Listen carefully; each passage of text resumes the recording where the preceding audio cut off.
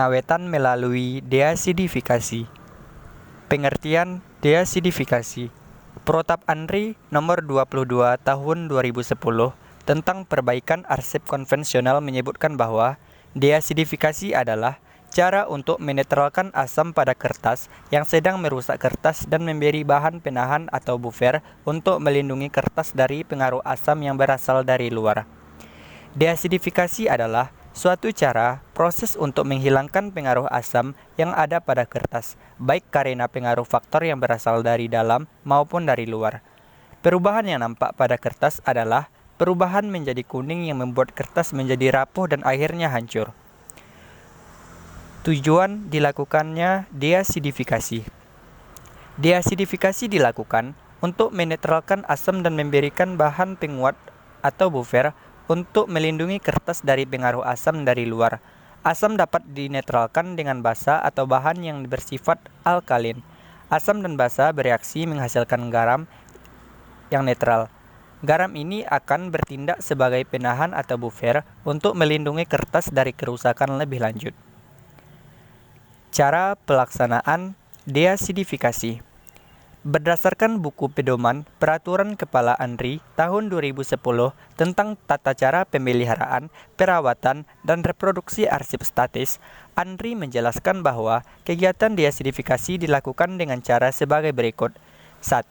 Menyiapkan peralatan yaitu ruang restorasi. Yang kedua, jas pelindung atau jas laboratorium. Yang ketiga, sarung tangan. Yang keempat, masker. Yang kelima, kuas halus atau sikat halus atau vacuum cleaner. Yang kelima, spons. Yang keenam, karet. Yang ketujuh, penghapus. Yang kedelapan, meja yang dialasi bahan plastik. Yang kesembilan, alat penyemprot.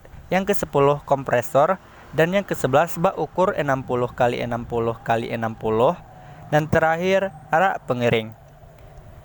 Yang kedua, bahan yang digunakan yaitu yang pertama larutan pitate, yang kedua larutan kalsium karbonat atau CaCO3 sebanyak 0,1%, yang ketiga larutan dibuat dengan melarutkan 1 gram CaCO3 dalam 1 liter air suling, yang keempat air suling atau aquades, yang kelima etanol PA atau etil alkohol, yang keenam larutan buffer pH 4 dan pH 7, yang ketujuh kertas saring atau blotting paper, yang kedelapan non-woven set tebal dan non-woven set tipis. Yang ketiga, prosedur kerja. Prosedur kerja terdiri dari dua cara. Yang pertama, cara kering.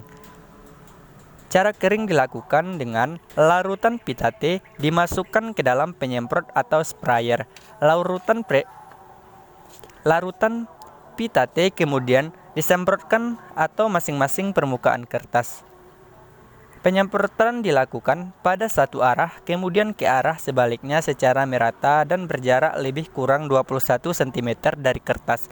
Sesekali, hasil penyemprotan diratakan dengan kuas halus untuk mendistribusikan larutan deasidifikasi. Biarkan kertas diangin-anginkan selama 15 menit untuk meyakinkan penguapan berlangsung dengan sempurna. Yang kedua, cara basah. Cara basah dilakukan dengan cara mempersiapkan larutan kalsium karbonat sebanyak 0,1% ke dalam bak peredam. Disiapkan naskah arsip yang telah dibersihkan masing-masing. Arsip dilapisi dengan koin non-woven set tipis, lalu pegang bagian tepi arsip berserta kain non-woven set kemudian dimasukkan ke dalam bak perendam. Lalu benamkan arsip dengan perlahan dalam larutan sehingga semua bagian arsip terendam. Rendam arsip selama 30-60 menit. Setelah direndam, naskah dan kain non-woven set ditempatkan dalam rak pengiring naskah diangin-anginkan di rak pengiring selama lebih kurang 4 hari. Setelah kering, arsip disusun di atas papan bebas.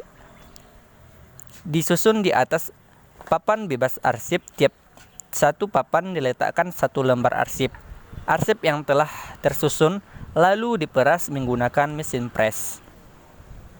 Kelebihan dan kekurangan deasidifikasi.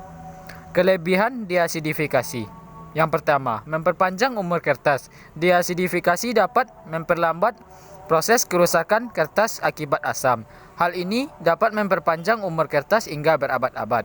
Yang kedua, meningkatkan kekuatan kertas.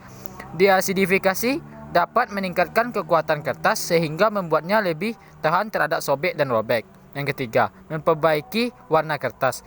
Deasidifikasi dapat membantu mengembalikan warna kertas yang kusam dan menguning. Yang keempat, membuat kertas lebih aman untuk ditangani. Deasidifikasi dapat menetralkan asam yang dapat menyebabkan iritasi kulit. Yang kelima, membuat kertas lebih mudah disimpan. Deasidifikasi dapat membantu mencegah kertas dari kerusakan akibat kelembapan dan jamur. Kekurangan deasidifikasi. Yang pertama, biaya.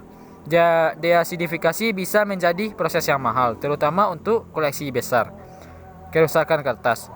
Deasidifikasi dapat merusak kertas jika tidak dilakukan dengan benar. Yang kedua, perubahan warna.